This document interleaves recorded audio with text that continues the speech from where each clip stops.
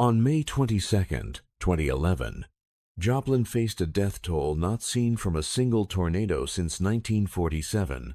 It's certainly going off. Caitlin, I'm just looking out the door right now. Please do not go outside and try to track this storm, folks. You can't see anything outside. It is rain wrapped. This is a dangerous, dangerous situation at this point in time. We're going to continue to track this storm at this point in time. I don't think it's going to hit our station. We don't anticipate that. Rance Yunga was closing up his Pronto Pharmacy on a Sunday evening in Joplin, Missouri, May 22nd, 2011. Ordinary day. He'd heard the sirens earlier, but that was nothing new. This was tornado country. Sirens went off all the time. He walked to the back door, opened it, and saw the wall. Moving toward him like something alive. You couldn't see a funnel, he'd say later. It was just so massive. Across town, Natalie Gonzalez was in her bathtub, her 9-year-old son Augie huddled next to her, her boyfriend, the puppy. She'd thrown a blanket over them, a pillow. And then, in the last seconds before impact, she did something that would save her son's life. She made him put on his bicycle helmet. The sound came first. A constant rumble. Not thunder, not wind. A freight train that never passed. And then the world came apart. 38 minutes. That's how long the Joplin tornado stayed on the ground. 38 minutes of 200 miles per hour winds carving through the heart of a mid-sized American city. 38 minutes that killed 161 people and injured more than 1,100 others. 38 minutes. That changed everything. Firing line. It's right there. Oh. Yeah. Yahoo! This is actually really, really bad. Yeah, it is really, really bad for this town. It is. No, Oh my God. God. Oh, Look at the power flashes. That's 135. Oh, please, lift. Lift for Christ's sake. City and bloody pickup. The traffic lights are off, so they lost power in the city now. Lift. Oh my God. All the street lights and the traffic is off. Right there. Where? Right behind us. 4 o'clock. Oh, yeah. Jesus. Oh my God. Oh, shit. That means it's past this though. You can see the monster. You can see the web. Oh, shit. You can see the rain wrapping there. Freaking go, people. Go, just go. Oh, no. All right, it's behind him. Oh, good. Good God.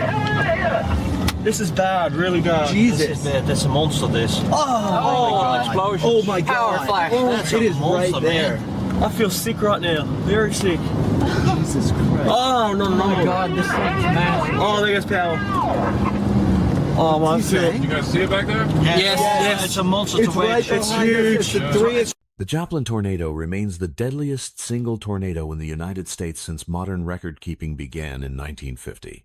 It killed 161 people. It injured over 1,150. It caused $3.9 billion in damage adjusted for inflation, making it the costliest tornado on record. 7th deadliest in all of U.S. history. The worst disaster in 70 years. But here's the part that keeps disaster researchers awake at night. They had 17 minutes of warning. The National Weather Service issued a tornado warning at 5:17 p.m. Central Time. The tornado didn't touch down until 5:34. 17 minutes. In the world of meteorology, that's a success. That's above the national average. That should have been enough. 161 people died anyway. This is the story of a systems failure. A case where accurate science, adequate warnings, and modern infrastructure all existed. Yet the last mile broke down catastrophically. We'll investigate the meteorology that created a monster, the warning paradox that left people exposed, the structural engineering failures that turned safe rooms into death traps, the medical disaster inside a modern hospital, and the recovery model that became a blueprint for the nation. But most importantly, we'll answer the question that haunts Joplin to this day. Why did 161 people die when they had 17 minutes to take shelter? The answer isn't what you think. Oh my goodness. Oh, the power flash is going on. Oh my God. Oh, that was really close. right there. It's right there. Unreal. Holy shit. Oh my God. Oh no, this is so bad. No, we're all right. No, I'm not worried about us. I'm worried about the town. We're past.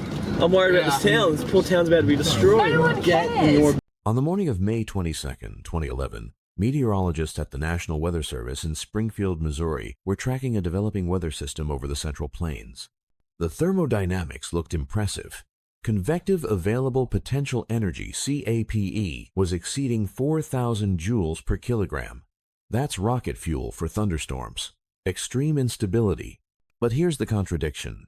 The storm relative helicity, the measure of rotational potential in the lower atmosphere, was modest, around 100 to 150 meters squared per second.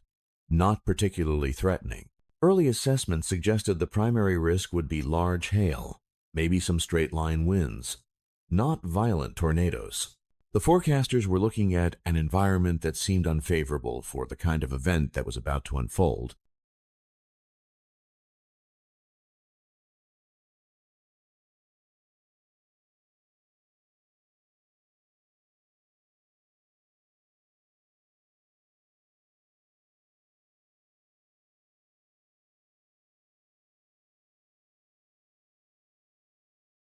Trees down. We're getting numerous reports of trees down, houses damaged, several houses. I just had another caller say a couple of houses damaged over by St. John's Hospital.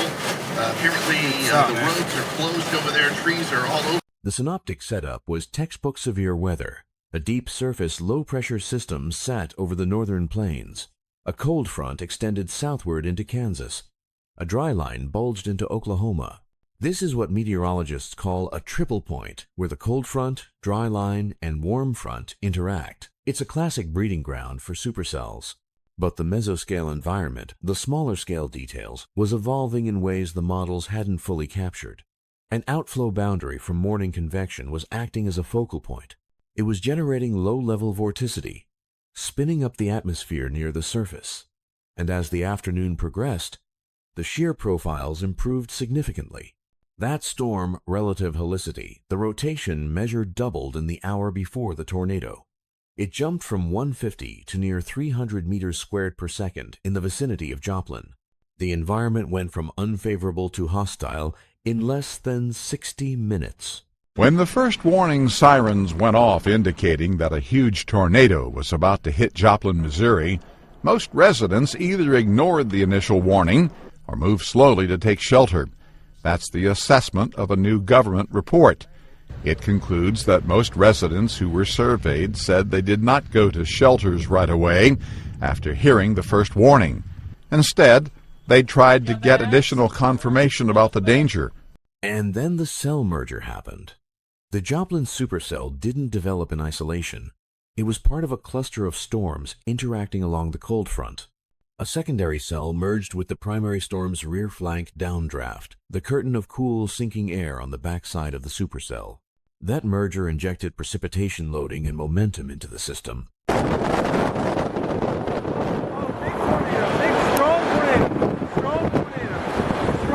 Listen to it!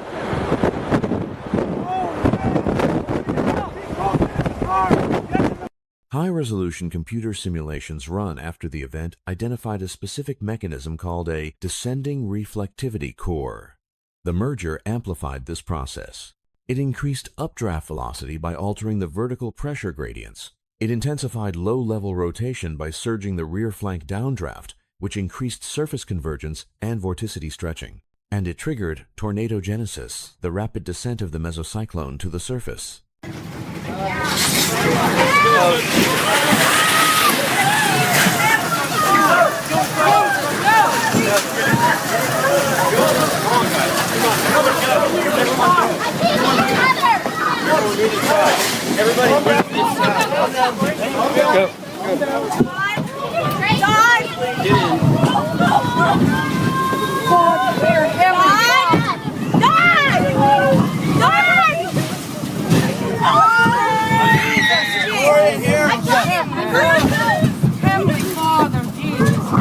The mainstream explanation is clear. Rapid mesoscale modification created a localized environment far more hostile than the broader synoptic picture suggested. But there's an alternative angle. Some researchers argue that the operational forecasting models simply lack the resolution to capture these small-scale interactions in real time. The cell merger mechanism was understood in theory, but not predictable in practice. What doesn't fully fit? Why the storm relative helicity increase wasn't flagged earlier by the mesoanalysis algorithms? The data was there, but the synthesis, the putting it all together, happened too slowly. The best current interpretation is that the Joplin tornado was the product of a perfect storm of mesoscale interactions that evolved faster than operational models could predict. The storm surprised even the meteorologists watching it.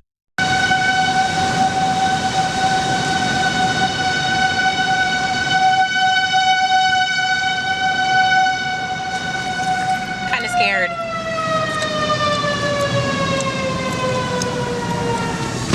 And that matters because even when warnings go out, the forecaster's confidence level shapes how those warnings are communicated. If meteorologists expect hail, they emphasize hail. If they're uncertain about tornado potential, that uncertainty trickles down. The storm evolved into something deadlier than anyone anticipated. But the warnings did go out 17 minutes early. So why didn't people take shelter? We just survived a tornado, folks. That sucked. What do you think, babe? Hey, I'm scared. You were scared. We were all scared. We were all scared. Show them where we huddled it out, Jesus. That's where we huddled it out. Right there. Right. Were we under the B or we were under the... I think we were under were the right B. there by that. We were, no, because we stayed underneath the on. No, we didn't. No. 5:17 p.m. Central Time. The National Weather Service in Springfield issues a tornado warning for Joplin. The polygon, a computer-generated shape targeting the specific storm cell, overlays the city. Weather radios activate in homes across town. Television stations break into programming. And at 5:11 p.m., the sirens had already sounded once for 3 minutes. 17 minutes before the tornado touches down. 19 minutes before it enters the city limits. By every operational metric, this is a meteorological success. But 161 people died. Here's the contradiction. The warning system worked perfectly on the technical side. The radar detected rotation. The forecasters issued the polygon. The sirens blared. The information reached the public. And yet, the majority of Joplin residents did not immediately take shelter. 5:40 p.m. on Sunday afternoon, Joplin, Missouri was hit by a deadly tornado. Here's what it looked like. We could see it on radar. It was part of a supercell thunderstorm, the whole precipitation pattern spiraling its way around because of the rotating updraft about here that comprises the supercell thunderstorm. These pink and lavender areas are hail that are wrapping around the storm. This ball, though, is a debris ball. That is the tornado in progress, about a mile wide. The first siren activation at 5:11 p.m. was for a different storm. Polygon number 30. It covered northern Joplin, a separate thunderstorm cell that was producing funnel clouds to the west in Kansas. Residents heard that siren, then checked the television and saw the warning was for the northern part of the county. Many assumed the threat was elsewhere. Going across Joplin, Missouri, we have the velocities with that showing the strong winds. The red's going southbound, the green's going eastbound. That's the tornado right there near the J&O in Joplin. I took a slice through this. The tornado debris that makes up that debris ball were being tossed nearly 20,000 feet in the air. There's the tornado. It's debris being cast up, giving it a very high return on Doppler radar, about 18,000 feet above the ground. 6 minutes later, at 5:17, the siren sounded again. This time for the actual Joplin tornado, polygon number 31. But here's the problem. Joplin had no standardized protocol for multiple siren activations in quick succession. 2 sirens, 6 minutes apart. Some residents interpreted the second siren as an all-clear signal. Others thought it was a test. Still others figured the first warning had been extended, so the threat was the same storm they'd already dismissed. Confusion compounded by habituation.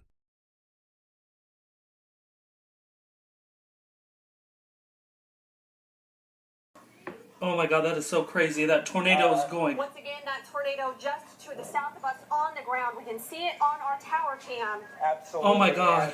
Once again, this is producing a lot of precipitation. If you go outside, you may not be able to see it. Take shelter Now, it looks like this is a pretty powerful tornado. You can see that it was taking Oh my out God. transformers. It continues to Oh push my God. on to the east. Yes, Joplin. I've never It's a seen one, dangerous situation. and that's live. Dangerous one. Emma, get over here! Oh, that's what she's alright. I was just trying to figure out what that noise was. Cover from this storm. Oh my goodness. You can see that tornado on the ground from our tower cam. We are continuing to track that. Joplin tested its sirens every week, audibly, the full wail, for years. And the national false alarm rate for tornado warnings was, and still is, 74%. 3 out of 4 tornado warnings don't result in a tornado striking the warned area. It's not that meteorologists are bad at their jobs. It's that issuing a warning requires erring on the side of caution. Better to warn and be wrong than to stay silent and be catastrophically right. Oh my gosh, that's Joplin. It is certainly going off. Caitlin, I'm just looking out the door right now. Please do not go outside and try to track this storm, folks. You Oh my can't God. see anything outside. It is rain wrapped. This is a dangerous, dangerous situation at this point in time. We're going to continue to track this storm at this point in time. I don't think it's going to hit our station. We don't need to do that. But take shelter anyways. Yeah, take Oh my shelter God. immediately, folks. If you can hear us, if we are still able to broadcast, we need to take shelter. If you are This in is Western crazy. Joplin at this point in time, please. But the psychological consequence is siren fatigue. Residents in tornado-prone areas learn to view sirens as a signal to seek more information, not a signal to seek shelter immediately. And so they engaged in what disaster sociologists call milling. They turned on the TV. They called neighbors. They walked outside to look at the sky. Rance Jung, the pharmacy owner, didn't check outside until his computer started flickering. Reuben Carter, working at a fast trip gas station, noted that a regular customer rushed in during the tornado warning to stock up on cigarettes. Life continued as normal. Major damage at 32nd. There went a power. Major damage over on 32nd Street, he just said. And I just saw a transformer blow. Yeah, ours did too. Yep, I just saw another transformer blow. Most critically, residents wanted visual confirmation. They wanted to see the tornado, but the Joplin tornado was rain-wrapped.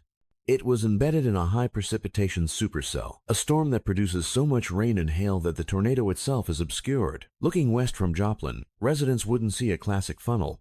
They'd see a dark, amorphous... I can feel the windows shaking. Feel the house start shaking. Yeah.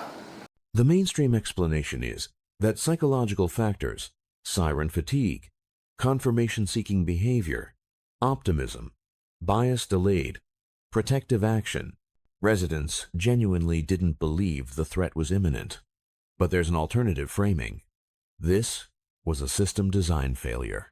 The transition from county-based warnings to storm-based polygons was relatively new in 2011. It was scientifically superior targeting specific areas instead of blanketing entire counties. But it created confusion. Sirens might sound for an entire county even if the polygon only covered part of it. Or conversely, sirens might not sound in areas just outside the polygon that were still at risk. And when 2 warnings overlapped in 6 minutes, with no clear protocol for distinguishing them, the system's precision became its vulnerability. What doesn't fully fit? Why visual confirmation remains so critical even for residents who had NOAA weather radios and were actively watching television? The information was there. The warnings were explicit. Yet the instinct to see the threat overpowered the data.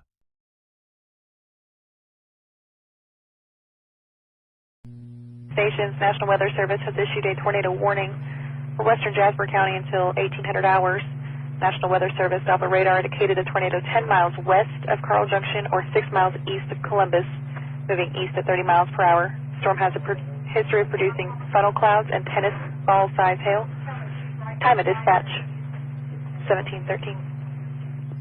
The best interpretation is that the warnings failed at the last mile, the sociological link between information and action. You can have perfect radar, perfect forecasts, perfect dissemination, But if the human psychology isn't accounted for, if the communication doesn't cut through apathy and confusion, people won't act.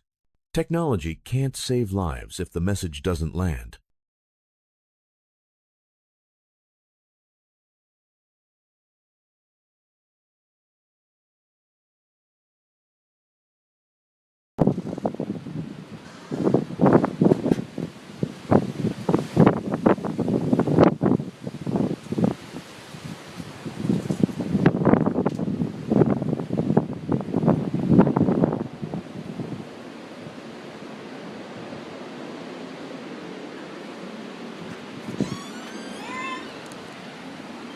"5:34 p.m. The tornado touches down just west of Joplin, near the junction of J.J. Highway and West 32nd Street. Weather spotters report a funnel on the ground. It's weak at first. Multiple vortices, smaller subvortices, are visible, rotating around the main circulation. Classic multi-vortex structure. But within 4 minutes, everything changes. By 5:38 p.m., the tornado is an EF5 wedge, nearly a mile wide, winds exceeding 180 miles per hour. It has exploded from a nascent funnel into a city-destroying monster in the time it takes to brew a pot of coffee. 4 minutes from touchdown to peak intensity. The timeline of destruction is startlingly precise. 5:34. Touchdown west of the city limits. Trees toppled. Spotters confirm it's on the ground. 5:38. The tornado reaches EF4 intensity as it crosses into Joplin proper. The width expands to nearly a mile. The parent circulation is now a solid wedge, wider than it is tall. This is a Joplin storm chaser. I have a large destructive tornado and on the southwest side of Joplin. Notified, large tornado on the ground doing massive damage. Large tornado, it's a maxi wedge on the ground. It's tearing up the entire city on the south side of Joplin right now. This is Jeff Petrosky, and it's a massive tornado doing massive destruction. 5:41. The tornado strikes St. John's Regional Medical Center. 183 patients are inside. The 9-story steel and concrete structure takes a direct hit. From there, the path is a diagonal slash through the heart of Joplin, west to east, slightly northeast. Street Mary's Catholic Church is leveled. Only the steel cross and a fragment of metal roofing remain. Joplin High School sections of the building completely destroyed. A school bus is tossed onto the roof of the destroyed bus garage. East Middle School, Home Depot, Walmart, Academy Sports, the Pepsi Distribution Center, the Cummins Generator Building.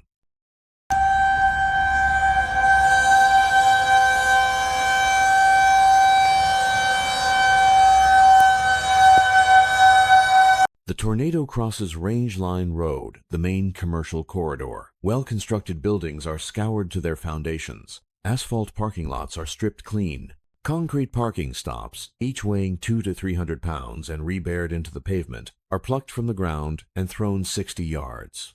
I can make it out. I can barely make it out. We're in the rear flank right now. There's the tornado right there in front of us. It crosses Interstate 44 near the junction with Highway 249. Cars and trucks are blown off the highway. Semi-trailers are rolled into balls of twisted metal. Highway signs are mangled into abstract sculptures. There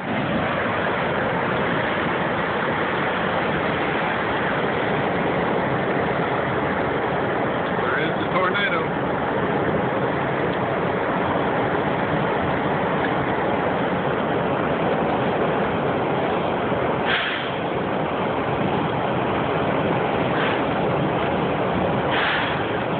And then, slowly, the tornado weakens. It crosses into rural Jasper and Newton counties. Damage drops to EF0 and EF1 levels. Trees down. Mobile homes damaged. Outbuildings collapsed.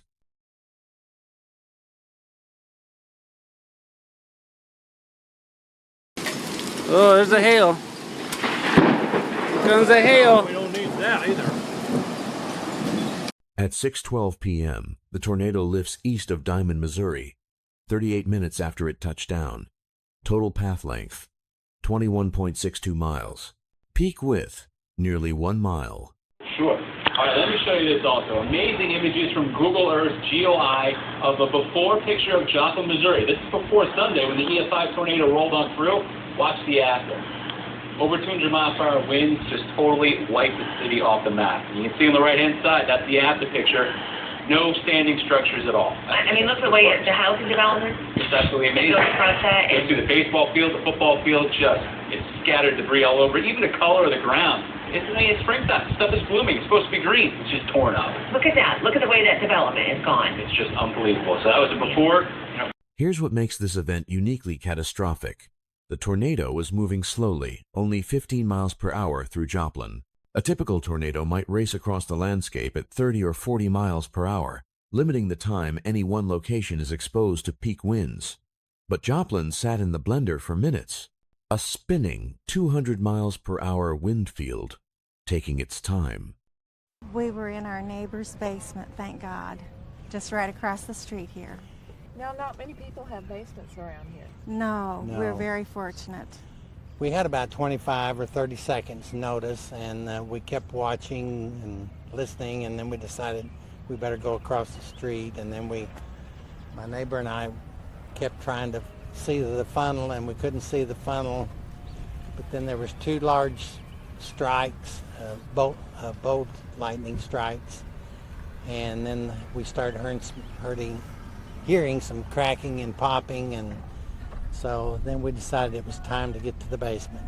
There was 6 of us in the basement. Major noise once it got close, I mean major. We could hear the roof being taken off, and it's loud popping. It could have been bricks throwing together cars. I don't know. It was the loudest thing I've ever heard. We kept watching the television. 38 minutes on the ground is rare. Most tornadoes last 10 minutes or less. The combination of long duration, slow forward speed, and peak intensity occurring directly over the most densely populated part of the city created a worst-case scenario. I am traversing through the storm damage, and this hopefully should give you a picture of the wrath that all these storms are giving, even 48 hours after the F5 tornado has hit this city. Sideways pelting rain, high winds, and almost inconceivable conditions. The temperature has dropped. The tornado sirens have gone off here in Joplin, Missouri. The debris indicators tell the story of violence. Manhole covers were ripped from the streets and thrown.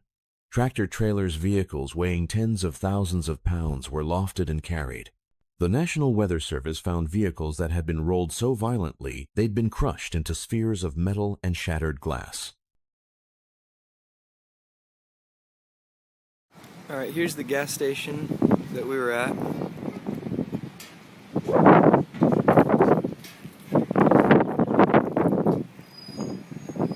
This would have been where we walked in.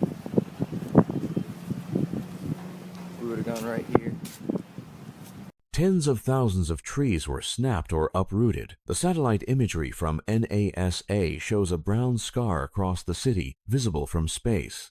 Even 2 months later, the tornado's path was etched into the landscape. Joplin followed the latest building codes, the International Building Code, state-level amendments, inspections. This wasn't a city cutting corners. The structures were built to standard, and 30% of the city was destroyed anyway. 7,400 homes were damaged or destroyed. St. John's Regional Medical Center was gutted. Joplin High School collapsed in sections. Home Depot's walls fell like dominoes, killing 7 people in the front of the store. Start with residential construction, the majority of the destruction. The National Institute of Standards and Technology, NIST, conducted a forensic analysis after the tornado. What they found was a pervasive lack of what engineers call vertical load path continuity. That's a technical way of saying the roof wasn't properly connected to the walls, and the walls weren't properly anchored to the foundation. Many homes relied on toe nailing to connect roof trusses to the top plates of walls. Toe nailing is driving nails at an angle through the truss into the wood below. It's cheap, it's fast, and under tornadic uplift, it fails at wind speeds as low as 135 miles per hour, EF2 range, not even close to the 200+ miles per hour winds at the tornado's peak. Once the roof is gone, the walls lose lateral support. They collapse outward. The structure pancakes.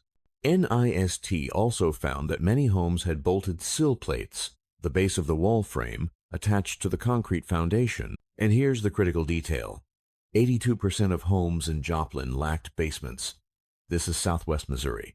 Tornado Alley, a region known for violent storms. And 8 out of 10 homes had no below-ground shelter option. Residents were told to go to an interior room, away from windows, on the lowest floor, a bathroom, a hallway, a closet. But if the house is swept from its foundation, the interior room goes with it. 183 patients were inside St. John's Regional Medical Center when the tornado struck at 5:41 p.m. It was one of 2 hospitals serving the Joplin metro area. A modern 9-story facility, steel-reinforced concrete, built to code. This was supposed to be the safest place in the city, but when the tornado hit, the hospital became a death trap. Staff had moved patients into the hallway's standard tornado protocol. Get away from windows. Interior corridors. Lie flat.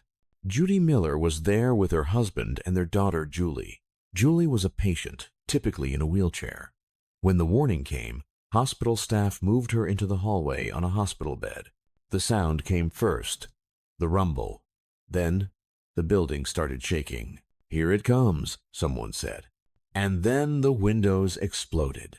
Judy Miller watched as patients around her were impaled by pieces of the building. Broken legs, head injuries, bleeding everywhere. "It looked like a bomb had gone off in the middle of that building," she'd say later. And then, suddenly, the roar stopped. Silence. Julie turned to her mother. "Listen." Judy listened. "I don't hear anything," she said. "Exactly. Mom, there are no sirens. Nobody's coming." The hospital was dark. The emergency generators, housed in a separate building designed to lower wind standards, had been destroyed. No lights, no ventilators, no communication systems. The smell of smoke began filling the hallways. They waited. The injuries around them were severe. People needed help, but the help wasn't coming. Eventually, they began moving debris themselves. They transferred Julie to a chair, started clearing a path to the stairwell. When they reached the stairwell door, it was jammed, debris blocking it from the other side. More than a dozen people died inside St. John's Regional Medical Center that night. Not from the building collapsing, the structural frame held, but from the functional failure, the envelope breach, the projectiles, the darkness, the loss of critical systems. The best interpretation is that hospital design prioritized structural integrity over operational continuity. The building was engineered to not collapse. This single failure, St. John's going dark, became the driving force behind the shift to functional recovery standards in critical facility design.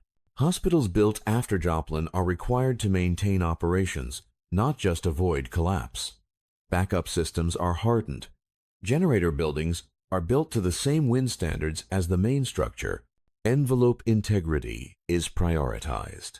Within 24 hours of the tornado, more than 800 police cars, 300 ambulances, and 400 fire trucks arrived in Joplin, 1,100 emergency responders, 400 public safety agencies from 5 states, Missouri National Guard, Highway Patrol, search and rescue teams, federal disaster mortuary teams. It was a massive, coordinated response, but the roads were impassable. The power was out. The cell towers were destroyed, and 3 million cubic yards of debris covered everything. 45 minutes after the tornado lifted, the Red Cross opened an emergency shelter in the gymnasium at Missouri Southern State University. The college campus, just outside the tornado's path, became the staging location for the entire response. First responders lived in the dorms. The Federal Disaster Mortuary Team, the specialists who identify bodies, set up operations on campus.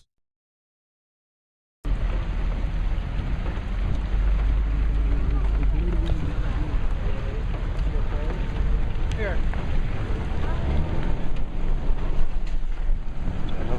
Dang, these guys got hit good over here.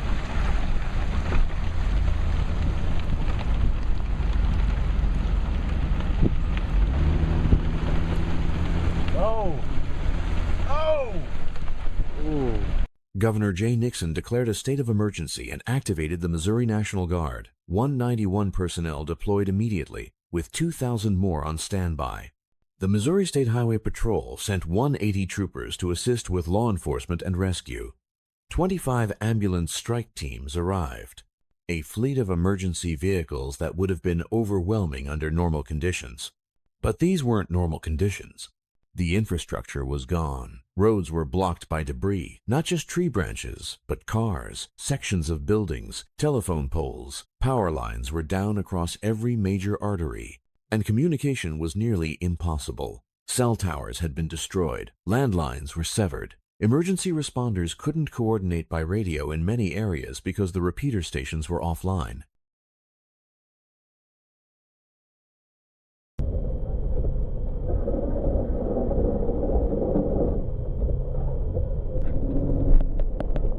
By May 23rd, Missouri Task Force 1 arrived. 85 personnel, 4 search dogs, heavy equipment, 5 additional heavy rescue teams deployed the next day. They began the grim work of searching for missing persons. Okay, rain comes right down the left. Don't even stop, just go. Go, get the hell out of here.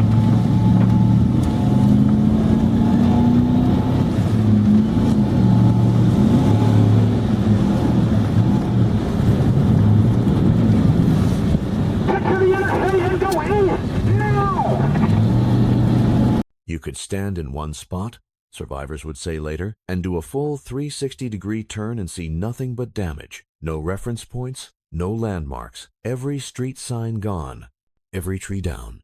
The debris field was so extensive that searchers had to mark areas with spray paint to track which piles had been checked.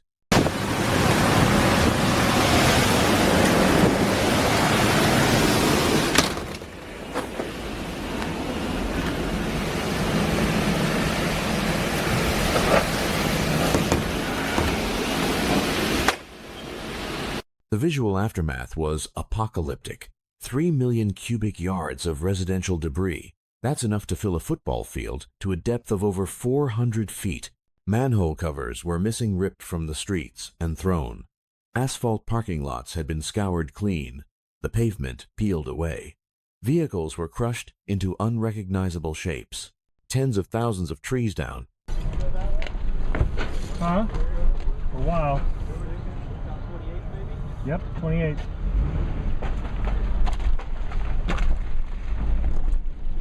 Another survivor described the mud. Not ordinary mud. A paste, ground up with everything wood, insulation, vegetation, debris. It coated walls, clung to everything, had a distinct smell you couldn't forget. If you'd been through it, you'd recognize it instantly years later in photographs. Partly because of years of false alarms. 162 people died in the disaster. The report says most residents didn't respond to the first sirens because of an apparent disregard for them.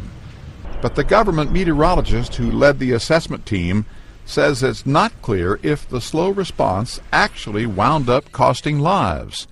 And the report stresses that the combined efforts from the Weather Service, emergency management, and the public did save lives. The mainstream explanation for the response's success, despite the infrastructure collapse, is human coordination.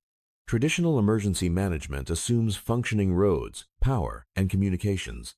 Joplin had none of those. But by staging everything at the university, a single physical location, responders could coordinate face-to-face, no technology required. What doesn't fully fit is how quickly mutual aid arrived and integrated. 400 agencies from 5 states converging on a city in chaos, operating without centralized digital communication. It should have been a logistical nightmare. But the ground report suggests it worked, largely because everyone defaulted to in-person coordination. In the days after the tornado, a narrative began to emerge. The Joplin miracle. Look how many survived. It could have been so much worse. Here's the problem with that framing. 161 people dead is not a miracle. It's a failure. And 96% of them died from blunt force trauma inside their own homes. Many in the very rooms they'd been told were safe. The death toll analysis reveals something disturbing.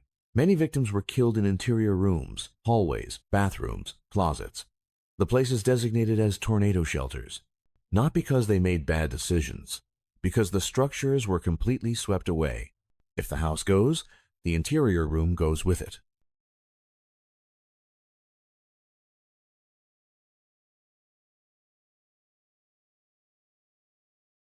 But survival was wildly variable, sometimes random, often determined by micro-scale decisions and pure chance. Natalie Gonzalez and her son Augie survived in a bathtub. She'd thrown a blanket and pillow over him, and at the last second, she made him put on his bicycle helmet. She'd heard somewhere that helmets protect kids during hurricanes. The tornado hit. The toilet ripped from the floor and flew up, striking Augie in the head and Judy in the back. The bicycle helmet saved his life. At a Fast Trip gas station, 24 strangers took shelter in the walk-in cooler. Reuben Carter, the employee working that evening, ushered them in. The building above them was destroyed. The cooler held. All 24 survived.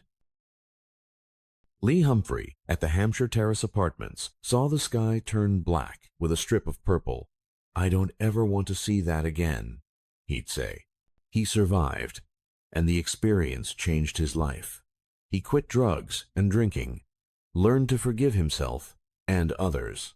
Brian Head, the city attorney, was doing laundry when the power went out. Like any typical Midwestern guy, he opened the front door to check the weather, then ran to the hallway and hunkered down. His house survived, though it needed major repairs. Most of his neighbors' homes were gone. And then there was the mucormycosis cluster. 5 people died in the weeks and months after the tornado from a rare, potentially fatal fungal infection, cutaneous mucormycosis. The tornado had driven soil and vegetative debris deep into survivors' skin. The fungus, normally harmless in the environment, became deadly when embedded in tissue. It added a biological dimension to the trauma. The lead contamination created another hidden threat. 40% of yards in southern Joplin were re-exposed to chunks of raw lead ore from the historic mining operations. Children playing in those yards, families rebuilding, all faced an invisible hazard that would take years and $5 million in EPA grants to clean up. The mainstream explanation for the death toll is that survival was determined by building performance and micro-scale positioning. If your house was well built, you survived. If it wasn't, you might not. If you were in the right hallway, you lived. If you were in the wrong one, you didn't. But there's an alternative framing.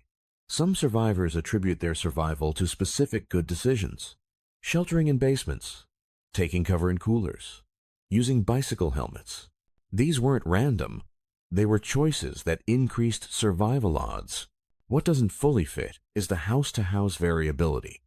Why did some homes withstand EF5 winds while identical homes next door were swept away? The answer likely involves construction quality, variation, how carefully the builder installed the foundation anchors, whether they used hurricane straps, how well the inspector caught mistakes. But that variability was invisible until the tornado exposed it. This wasn't divine intervention. This wasn't a miracle. It was chaos, with random outcomes amplified by poor building standards and invisible construction defects. Framing it as a miracle obscures the systemic failures that caused preventable deaths. 161 people died because the buildings weren't designed to protect them and the warnings didn't change behavior fast enough.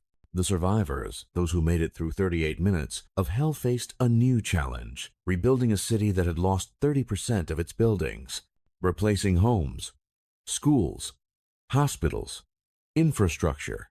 But the hardest question was this: do we rebuild it the same way, or do we finally admit the old approach failed? By May of 2012, 1 year after the tornado, the city of Joplin was issuing building permits for nearly 5 new homes per day. The recovery was ferocious, aggressive, fast. But here's the contradiction. The city rejected a proposal to mandate storm shelters, safe rooms, in all new residential construction. The very vulnerability that killed 161 people was being rebuilt into the city. Joplin's recovery became a national case study because of the Citizens Advisory Recovery Team. Recognizing that top-down government planning often alienates survivors, the city established TEAM as a citizen-led body. Local business leaders, residents, school officials, they organized massive listening sessions, hundreds of people showing up to community meetings, sticky notes, public voting on priorities. It gave the traumatized community a sense of agency, control. One of the first priorities, schools. The schools first strategy. Rebuild the schools immediately to restore normalcy for children and prevent mass out-migration of families. If parents couldn't get their kids into school, they'd leave. Joplin would lose its population base. Federal officials had warned the city to expect a 25% population loss, its standard for disasters of this magnitude. Joplin defied the prediction. The population held steady. And the volunteer surge was extraordinary. 26,000. 800 individuals from across the country put in 755,300 hours of community service in the first year. That's the equivalent of 82 years of full-time work. Habitat for Humanity. Faith-based groups. AmeriCorps deployed 350 members to Joplin. They removed debris, helped with casework, coordinated donations, operated warehouses. By 2022, the city was building an average of 5 houses per week. New businesses opened. Old businesses rebuilt. 4,000 building permits for residential repairs and new construction in the first year alone. But underneath the success story was a tension, a debate, a compromise.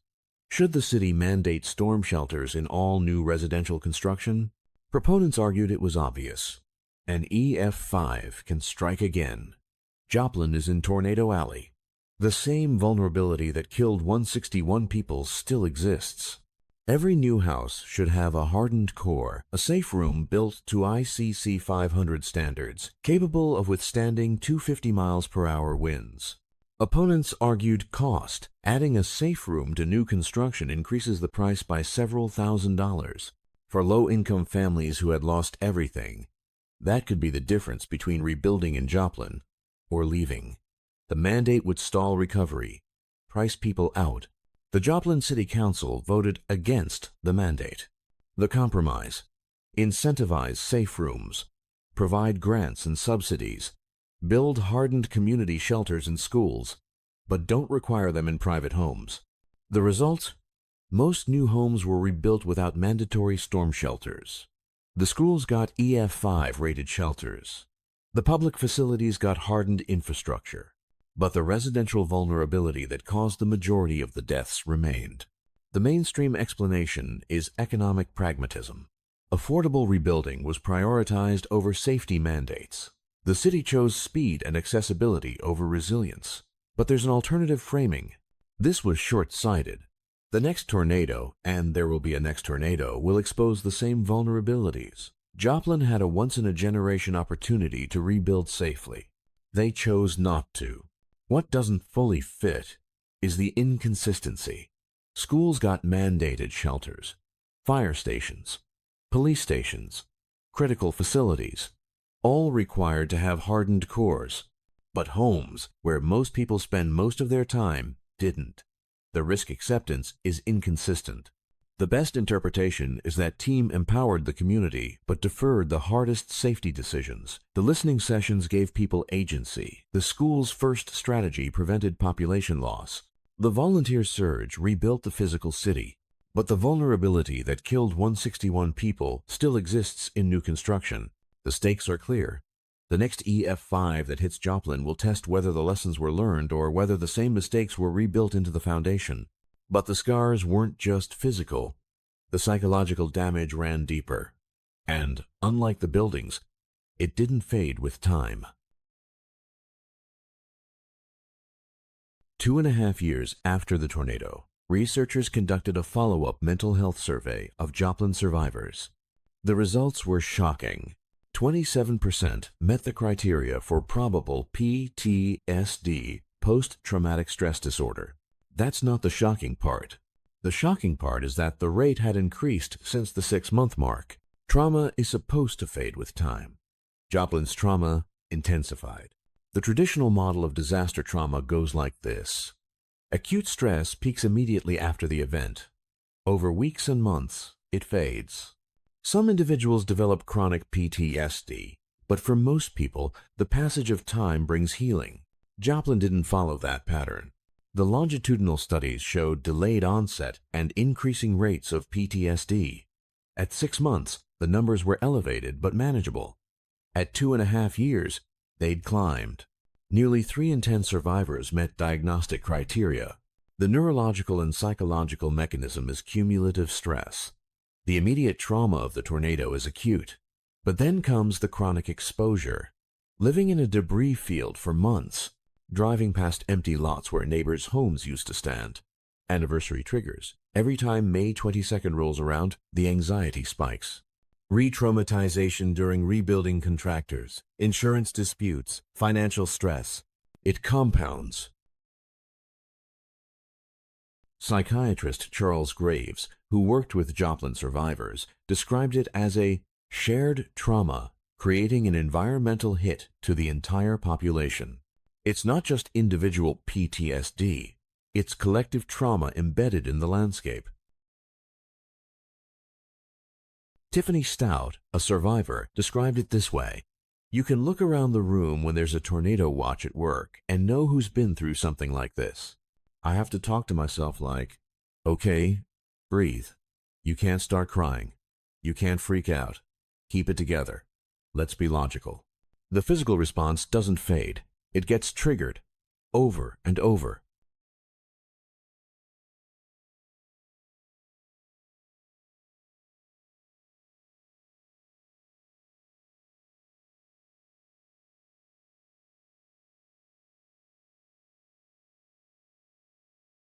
Ashley Micklethwaite, who was president of the Joplin School Board when the tornado hit, said, "If you're from here and you look out over the landscape, I still see the scars.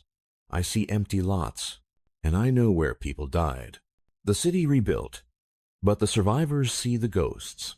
And then there's the suicide data. Research indicated a correlation between the tornado and increased suicide rates in the affected demographics in the years following the event. The long tail of disaster recovery that doesn't show up in property damage reports. Mental health costs that compound silently for years. Recovery anger is another documented phenomenon.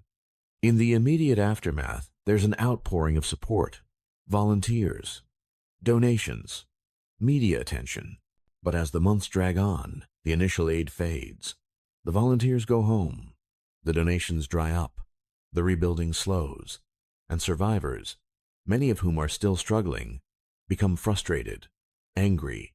Why is this taking so long? Why aren't we getting more help? The anger itself becomes a source of trauma. The mainstream explanation is that long-term exposure to chaos debris, destroyed landmarks, displaced community, creates cumulative psychological damage. The trauma doesn't resolve, it layers. What doesn't fully fit is the individual variability. Why did some survivors show resilience while others deteriorated? The data lacks individual-level longitudinal tracking. We know the aggregate rates increased, but we don't know which specific factors predicted who would develop chronic PTSD. The best interpretation is that the long tail of disaster is unmeasured in official reports. FEMA tracks debris removal, building permits, infrastructure restoration, but the mental health costs compound silently for years, decades even. And the stakes are this. Future disaster planning must budget for long-term psychological support, not just crisis counseling in the first weeks, but sustained mental health services for years, anniversary support, community healing programs. Joplin's pain wasn't wasted, though. It became the nation's wake-up call. Before Joplin, tornado shelters in schools weren't required anywhere in the United States. Not in Oklahoma, not in Kansas, not in Alabama, nowhere. After Joplin, the building codes changed nationwide. The International Building Code 2015 mandated tornado shelters in K-12 schools, 911 call centers, and fire and police stations in high-risk tornado zones. One disaster, one city, a policy, earthquake. The National Weather Service implemented impact-based warnings. They abandoned the dry, scientific language that had defined weather alerts for decades. No more mesocyclone detected or Doppler radar indicated rotation. Now it's visceral, explicit, urgent, tornado emergency, damage threat, catastrophic. This is a life-threatening situation, not survivable above ground. The goal is to bypass the milling phase, to scream urgency, to cut through the siren fatigue and optimism bias that killed people in Joplin. The language shift acknowledges a hard truth. Scientific accuracy alone is insufficient. Warnings must penetrate psychological apathy. The International Building Code changes were even more sweeping. IBC 2015. Tornado shelters mandated in new critical facilities schools, 911 centers, fire and police stations, in areas that experience the most violent tornadoes. Great Plains, Midwest, Southeast. IBC 2018 extended the mandate to new buildings and additions on existing school campuses. Alabama went further. The state now requires storm shelters in all new classroom and dormitory buildings on public college and university campuses. The ICC 500 standard, the technical specification for tornado shelters, was updated with NIST's data from Joplin. Functional recovery standards for hospitals. Not just structural survival. The building has to be able to operate after a direct hit. Generator buildings must be built to the same wind load standards as the main hospital. Envelope integrity windows, curtain walls must be hardened or protected. Backup power systems must be redundant. Joplin's regional siren policy became a model. The city, working with surrounding communities, standardized siren protocols. If you go to the next town over, it's not a completely different system. And they reduced the frequency of full siren tests. No more weekly audible tests. Once a month, non-audible tests for power and connectivity in between. NIST's investigation became the catalyst for all of this. Joplin was a stress test for the nation's disaster readiness.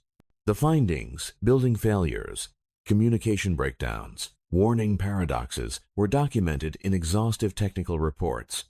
Those reports informed the code changes. The mainstream explanation is that Joplin was too catastrophic to ignore. 161 dead, 3.9 billion in damage. The deadliest tornado in 70 years. Policy inertia finally broke. But there's an alternative framing. The policy changes were reactive, not proactive. We waited for the disaster to force our hand. The science was available before Joplin. The building vulnerabilities were known. The siren fatigue issue had been documented. But it took 161 deaths to change the rules. What doesn't fully fit is the residential gap. Schools got mandated shelters. Hospitals got functional recovery standards. Critical facilities got hardened infrastructure. But residential construction, where most people spend most of their time, where most of the Joplin deaths occurred, remains largely unregulated. Safe rooms are encouraged, incentivized, but not required. The best interpretation is that Joplin was a never-again moment for public facilities. The policy changes will save lives in schools, hospitals, and emergency operations centers. But private homes remain vulnerable, and the stakes are this. The next Joplin-scale tornado will test whether these changes actually work, whether impact-based warnings overcome siren fatigue, whether functional recovery standards keep hospitals operational, whether school shelters save lives. Joplin proved we can predict the monster. Radar works. Forecasting works. Warnings reach people. But surviving the monster requires more than science. It requires buildings that can withstand the violence, communication that penetrates apathy, and a willingness to prioritize safety over cost. The question that haunted Joplin from the beginning was this. Why did 161 people die when they had 17 minutes of warning? The answer is a three-part failure. First, meteorological surprise. The storm evolved faster than operational models predicted. The cell merger mechanism triggered explosive intensification weak funnel to city-destroying wedge in 4 minutes. Even the forecasters watching it in real time were caught off guard by the speed. Second, sociological breakdown. Siren fatigue. Milling behavior. 2 warnings in. 6 minutes, creating confusion. The instinct to visually confirm the threat before taking shelter. Optimism bias. It won't happen to me. The warnings reached people. But the message didn't land. The last mile broke down. Third, structural inadequacy. Toe-nailing instead of hurricane straps. Foundation anchors without washers. 82% of homes without basements. Buildings designed for life safety, not resilience. Weak links generator buildings, roof connections, envelope integrity causing total failure. A hospital that stood but couldn't operate. Schools that collapsed when roof decks stripped away. 3 failures, compounding, cascading. But the deeper question, the one Joplin's recovery exposes, is this. Are we willing to pay for safety? The city rebuilt fast. 5 homes per day, volunteer surge, schools first, economic recovery, population held steady. By many metrics, a success. But the safe room mandate was rejected. New homes were rebuilt without hardened cores. The same vulnerability that killed 161 people still exists in the residential construction. We fixed the warnings. Impact-based warnings now scream urgency. We fixed the schools. EF5 rated shelters in every new school in tornado-prone zones. We fixed the hospitals. Functional recovery standards. Hardened generator buildings. But we didn't fix the homes. Stand in Joplin today. You'll see new buildings, new schools, a rebuilt medical center, a thriving downtown, but you'll also see empty lots, gaps in the neighborhoods, places where families died. Ashley Micklethwaite said it. If you're from here and you look out over the landscape, I still see the scars. I know where people died. The city rebuilt, but the survivors see the ghosts. And the next EF5 is coming. Tornadoes don't stop. The science says they may become more frequent, more intense as the climate changes. The plains, the Midwest, the Southeast, these regions will see violent tornadoes again. The question is, will we be ready? Or will we rebuild the same mistakes, the same vulnerabilities, the same compromises between safety and cost? Joplin proved that warnings alone aren't enough, that buildings matter, that the last mile from information to action is where survival is won or lost. 161 people died on May 22, 2011. Not because the science failed, not because the warnings didn't go out. They died because the systems built to protect them, the buildings, the communication protocols, the assumptions about human behavior weren't designed for the monster that showed up. The lessons are written in the wreckage. The policy changes are on the books. The technology is better. But the hardest lesson is the one Joplin couldn't fully embrace. Safety costs money. And until we're willing to mandate it in homes, not just schools, the vulnerability remains. The Joplin tornado was the worst disaster in 70 years. The question that remains is whether it will take another 70 years and another 161 deaths to finish the job.